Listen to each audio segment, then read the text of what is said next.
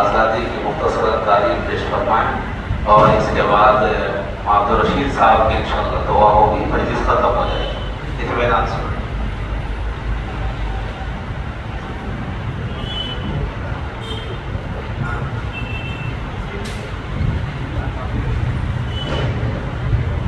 السلام علیکم ورحمۃ اللہ وبرکاتہ۔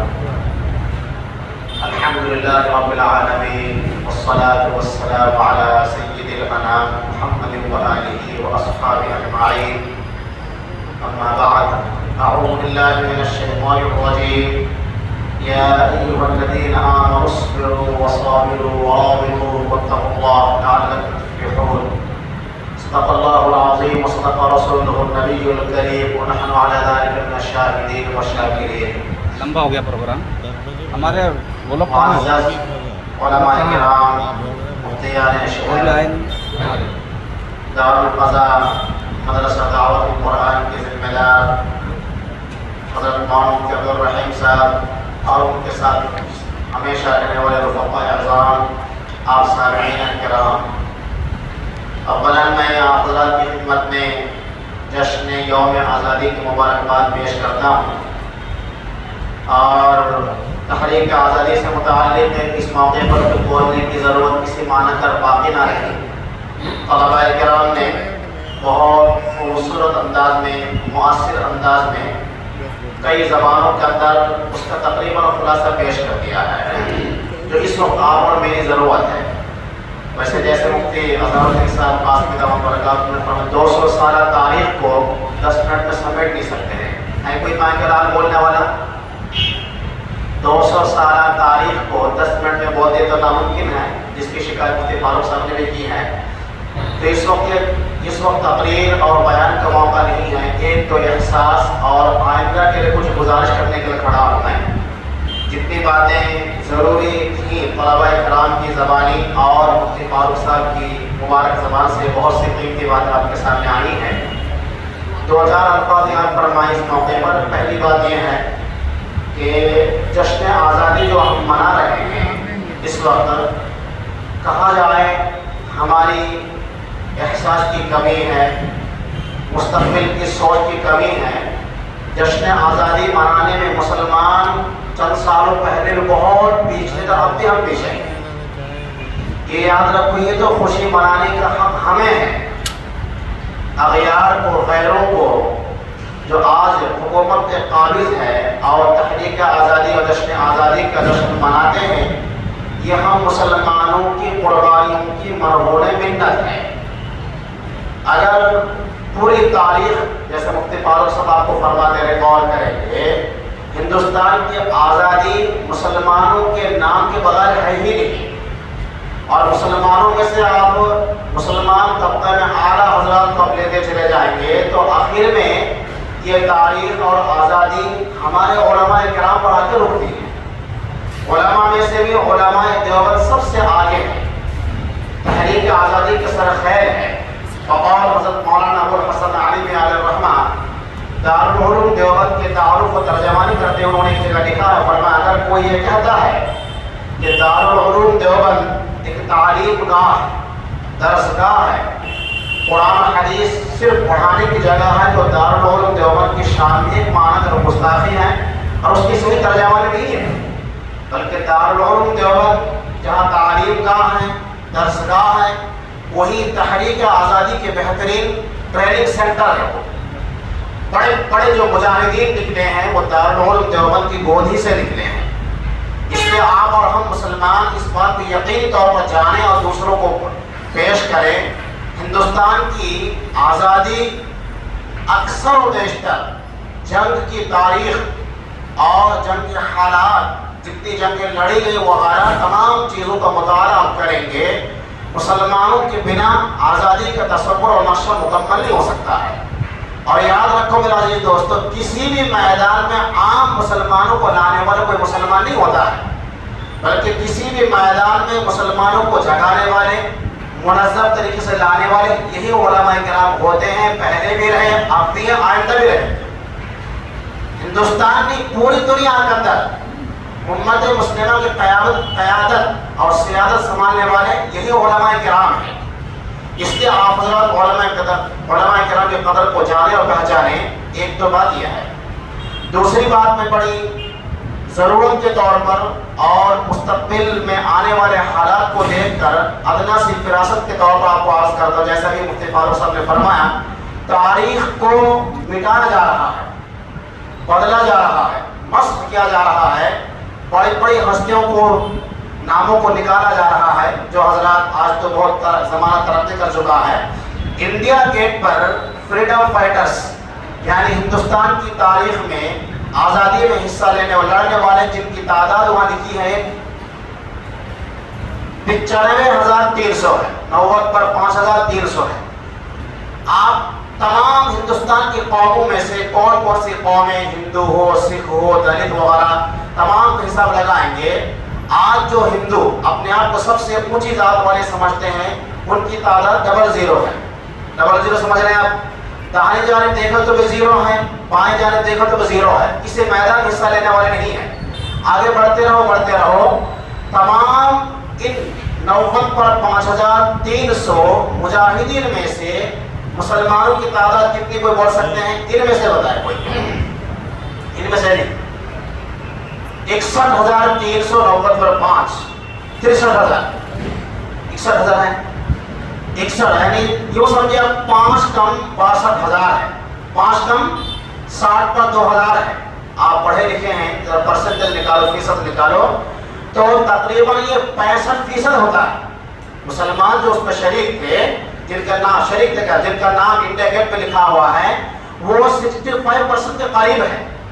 تو اگر یہ 65% تو اگر ہم مسلمان قوموں کے درمیان کے نام وغیرہ کو, علماء کرام کے نام, کے کردار, ان کی تحریک, ان کی جد و جہد اور ان کی قربانیوں کو پیش نہ کریں گے تو یاد رکھو ہم مسلمانوں کا حال وہ بنے گا جیسے ہمارا حال قرآن کے بارے میں, ہمارا حال تاریخ اسلام کے مطالعے کے بارے میں, ہمارا حال آقا مدنی محمد رسول اللہ صلی اللہ علیہ وسلم کی سیرت اور آپ کی زندگی کے بارے میں ہے.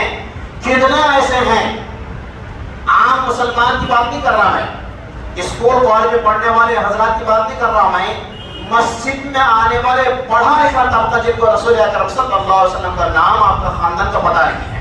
بات صحیح غلط ہے؟ اس لیے عزیز دوستوں سے گزارش کروں گا میری اس مثال کو غلط طریقے سے فٹ نہ کریں.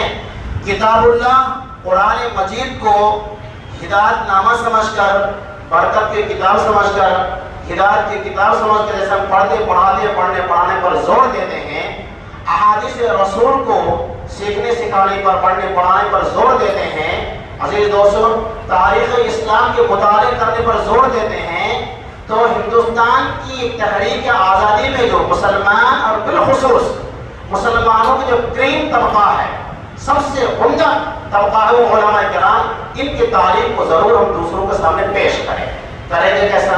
خود میرا حال ہے, کئی سالوں سے اس بات کی میں کوشش کر رہا ہوں کہ 15 اگست کے موقع پر کوئی بڑا سا جلسہ کیا جائے, کئی سالوں سے, مگر موقع نہیں آ رہا ہے. ہماری غفلت اصل چیز ہے, احساس کمتری ہے.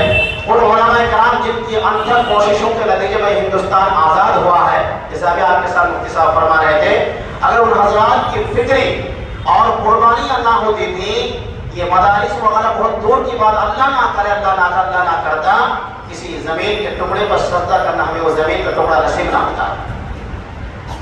ہندوستان کی زمین میں ایک زمین کا ٹکڑا سجدہ کرنے کا شان نصیب نہ ہوتا. انہی خیالات اور اپنے زمانے میں ہمارے بزرگ علماء کرام نے ان خیالات کو اور ان مستقبل میں مسلمان ہندوستان کے مسلمانوں پر کیا کیا حوال آ سکتے سوچ کر ہی انہوں نے مدارس کی چٹائی کو چھوڑ کر جنگ کے میدان کو اترایا تھا. ایک طرف اور اللہ کا درس, ایک طرف قال رسول کا درس, اور دوسری طرف علماء فرما رہے تھے. اس لیے میں آپ حضرات کے بالمقابل سب سے پہلے جو میرے سر آنکھوں کے تاریخ اور تاج ہے, ان تمام علماء کرام سے گزارش کرتا ہوں اتفاق رائے رکھنے تو بہت اچھا ہے, اختلاف ہو تو آپ اس بارے میں کچھ اور کو شکل پیدا فرمائیں. ہم اپنے اس وقت پہلے کے بالمقابل اپنی مسجدوں کا حالات بہت بہتر ہے. پہلے ہماری مسجدیں صرف جو ہے نا اتنی تھی کہ مانا سوچ اور ذہن کے اعتبار سے سوائے قرآن کی آیت کے, حدیث رسول کے کوئی بات مسجد میں آواز نہیں کر سکتی تھی. اب الحمدللہ بولنے والے حضرات بھی ہیں، بہترین صلاحیت علماء کرام ہمارے شہر کے اندر موجود ہے، اور سامعین جمعے میں آنے والے حضرات کا ذہن میں تھوڑا سا ایمان والا بنا ہے، مسلمانوں کو جیسا بنا ہے۔ پہلے تو ذہن کیسے تو اس کی تعبیر نہیں کر سکتا ہوں میں، قرآن کے بعض الفاظ جس کا ترجمہ اردو کے اعتبار سے غلط جانوروں کا ہے، اس کا نام لے تو وہ ایمان کے اوپر مسلح میں کیا حملہ کرتے تھے۔ الحمدللہ ویسے خنزیر ہے قرآن کریم میں لفظ استعمال کیا سور کا، اگر کوئی امام صاحب، کوئی مولانا مفتی صاحب اپنے بیان میں خنزیر سور کا لفظ استعمال کرتے تھے تو اس امام کے اوپر اشر ہوتا تھا، حضرت آپ جو ہے مسجد سور کا نام لیتے ہیں، مسجد خنزیر کا نام بولتے ہیں۔ تو ایسی تر ذہنی سے امت بھی الحمدللہ ذہنوں کو اندر خوشحالی آئی ہے۔ اس آخر کے 2 منٹ کے میں تمہید اور نشے آپ کو گزارش کرنا چاہتا ہوں، ہم جیسے اپنی مسجدوں کو منبر و محراب سے اور اللہ کی آواز لگا رہے ہیں، قرآن کریم کی آیتوں کو پیش کرتے ہیں، اسلام کے معلومات اور مسائل کو پیش کرتے ہیں، دعوت و تبلیغ کے بیانات کو پیش کرتے ہیں، یہ ایک بہترین موقع ہے آپ اور ہم سب اپنی مسجد میں اپنی اپنی حکمت عملی کے ساتھ تحریک ہندوستان، تحریک آزادی، علماء کرام کی قربانی اور مسلمانوں کا عام قربانی کو پیش کریں، ورنہ ہوگا یہ اللہ نہ کرے ایک وقت وہ آئے گا ہم مسلمانوں کے بچے ہی جیسے جن گھروں میں ماں باپ کے اولاد کی تربیت نہیں کرتے ہیں، باپ مسجد میں جاتا ہے، جب بے دین بیٹے کو مسجد میں جانا نماز پڑھنا باپ کا بیٹے کو چڑ محسوس ہوتا نہیں ہوتا ہے، باپ دینی مجلسوں میں جاتا ہے جب بیٹا کو بیزاری ہوتی ہے۔ اسی طریقے سے عزیز دوستو اللہ نہ کرے اگر ہم اپنی اولاد کو اور نئی نسلوں کو، نئے طبقے کو تاریخ ہندوستان سے واقفیت نہ کرائیں گے اور عام مسلمانوں کو اگر نہ بتائیں گے، جیسا کہ اغیار کی سازشیں ہیں، RSS BJP وغیرہ کے اقوام باطلہ کی سازشیں ہیں کہ مسلمانوں کی ساری تاریخ کو مٹا دیا جائے، ان کے نام و نشان کو ختم کر دیا جائے، تو قرآن کریم کی تلاوت کو جیسے اہم ترین عبادت سمجھ کے کرتے ہیں، احادیث رسول کی خدمت اور تعلیم کو اپنے عبادت کا آخرت کا سرمایہ سمجھ کے کرتے ہیں، ضرورت اس بات کی ہندوستان کی تحریک آزادی کے اندر مسلمان ہند اور علماء کرام کی جو قربانیاں ہیں وہ ایک بہتر طریقے سے پیش کریں کہ جو بھی آپ کے ساتھ ممکن شکل اس کو اختیار کریں، چاہے اس کے لیے آپ جمعے کے خطاب کو آپ اختیار کریں، ایک تو جمعہ ہی صحیح، لوگوں کے ذہنوں پر تک خوشحالی پیدا ہو، ان کو صحیح معلومات ہو، اگر عام شکل نہ ہو تو کم سے کم درجے میں سرحدوں کی حفاظت، ملک کی حفاظت، ملت کی حفاظت، دین کی حفاظت جیسے قوم ہمارے لیے آخرت کا سرمایہ ہے۔ تو قرآن کریم کا جو لفظ آیا ہے وَرَابِطُوا، مورچہ سنبھالنے والے، مورچہ سرحدوں کی حفاظت کرنے والے، اس پہلو سے ہو صحیح اگر ہمارا کابرین صرف اس کو ملک کی آزادی کے طور پر کرتے تھے تو کوئی بڑی خدمت نہیں، بلکہ ملک، ملت، قوم سب کی حفاظت کے طور پر ہمارا کابرین کھڑے ہوئے تھے۔ ان چیزوں کو کوئی نہ کوئی بہتر سے بہتر طریقے سے، چاہے جلسے کی شکل میں ہو یا جمعے کے 2-4 جمعے کو طے کر کے ہو، امت کے درمیان پیش کیا جائے تاکہ لوگوں کو، عام لوگوں کو پتہ چلے ان حسینوں پر چٹائی پہ جنہوں نے زندگی گزاری ہے، صرف وہ اپنے دال روٹی کھا کر، قرآن کی تعلیم پا کر، تعلیم دے کر، حدیثوں کی تعلیم و تعلق کی زندگی گزاری، بلکہ انہوں نے ایک طرف دین کو سنبھالا، دوسری طرف ملک کو سنبھالا ہے، ایک طرف دین کو سنبھالا، دوسری طرف ملک کو سنبھالا ہے۔ ان کو ضرور پیش کیا جائے۔ آخر میں چٹکلا پیش کر کے بات کو ختم کرتا ہوں۔ اگر اتنا سارا وقت بھی لینے کا مجھے ارادہ نہیں تھا، ہمارے زمانے کا واقعہ کرتے پر یہ سمجھو 30 سال پہلے کا واقعہ آپ کو پیش کر رہا ہوں۔ میں اور اپنے استاد کئی سارے طلباء کے ساتھ ایک جگہ دعائیں مجلس میں گئے۔ عام طور سے دیہاتوں میں دعائیں مجلس میں ہوتا کیا ہے، دعا سے پہلے 2-4 منٹ قول نصیحت کی جاتی ہے، اس کے بعد دعا کی جاتی ہے۔ ہمارے استاد محترم نے سامعین جو بیٹھے ہوئے تھے گھر میں، 2-4 لوگ ادھر پڑوسی کے گھر آ جاتے ہیں، ایک بھی نہیں تھا۔ آنے والے کون تھے؟ استاد ہم ہی لوگ تھے۔ تو حضرت بولے نصیحت کرنے والے بھی ہم ہیں، سننے والے بھی ہم ہیں، دعا کرنے والے بھی ہم ہیں۔ کاش آج مارکیٹ ایک بڑا طبقہ یہاں جمع ہوتا، بچوں نے جس انداز سے اردو، عربی، انگریزی، تیلگو زبان کے اندر بہترین طریقے سے جشن آزادی کو پیش فرمایا اور ان کو سنے ہوتے، یا ہم سے پہلے مفتی فاروق صاحب کی قیمتی خطابات اور عام غلط فہمی کو دور کرنے کے مؤثر انداز میں پیش کیا تو کتنا اچھا ہوتا۔ حال ہمارا وہی ہے، सुनने वाले भी हम हैं, बोलने वाले भी हम हैं, दुआ करने वाले भी हम हैं, रोने वाले भी हम हैं, रुलाने वाले हम हैं, सुनने वाले तरह में से एक भी नहीं। किसको सुना है बताओ? अब तो दो चार आदमी बुरा ना समझे। आज जरूरत इस बात की थी कि यहाँ पर मार्केट एक बहुत बड़ा तबका आता, नहीं तो कम से कम इस मस्जिद में नमाज पढ़ने वाले मुसल्लियान किराम की तादाद यहाँ जमा होती है, तो फिर हम कहते थे सुनाने वाले हम हैं और सुनने वाले आप होते थे। हाल वही हुआ है, सुनाने वाले भी हम हैं, सुनने वाले भी हम हैं, रोने वाले भी हम हैं, रुलाने वाले भी हम हैं, जगाने वाले भी हम हैं, जगने वाले भी हम हैं। आप कुछ तो करो, आप कुछ तो करो साहब। इसलिए आप जरा से गुजारिश है कि ये जो आज 75वां साल खत्म होने के बाद 76वां साल में दाखिल हो रहे हैं, मुफ्ती फारूक साहब ने आपको याद दिलाया है। अजीज दोस्तों, हम मुसलमान अपनी तारीख को ना भुलाएं, मुसलमान जो हैं अपनी तारीख को ना भुलाएं, और खास करके उलमा किराम की जो कुर्बानियां उनको ना भुलाएं। हर जमाने में उलमा किराम के हमेशा से हक को खड़ा करने के लिए, हक को जिंदा करने के लिए, हिदायत आमा को उभारने के लिए, उजागर करने के लिए जो हमारी कुर्बानियां हैं, इन कुर्बानियों के बिना इस्लाम न जिंदा रहा, न कभी आगे जिंदा रह सकता है। वो आखिर दावाना अल्हम्दुलिल्लाह रब्बिल आलमीन।